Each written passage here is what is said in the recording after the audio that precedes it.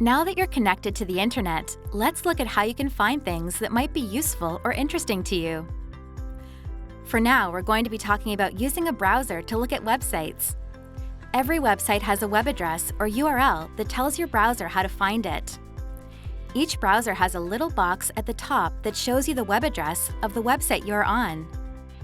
If you type a web address into that box, the browser will show you that site. Each web address has two basic parts separated by a dot, like google.com. To the left of the dot is the name of the website, in this case, Google. That's usually the part of the address that you'll recognize: YouTube, Facebook, TELUS, and so on. To the right of the dot is the domain, in this case, .com. The two most common domains are .com and .org. .com means it's a business, and .org means it's some other kind of organization. But these are general rules only. Some domains can even tell you where in the world the website is from. For example, a .ca domain stands for Canada, and most websites with that domain are Canadian. Some sites have more than one address. Google and Amazon, for instance, have both .com and .ca addresses.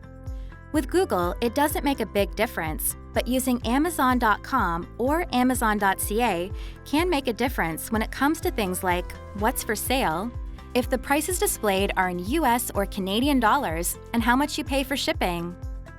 Some websites will redirect you to another address. If you enter TELUS.ca, for example, you'll be sent to TELUS.com. A lot of websites have subpages with more text after the domain. For example, the website address for Google Maps is www.google.com/maps. For more information on online basics, check out the other videos in the series. Visit our website at TELUS.com/Wise Online Basics.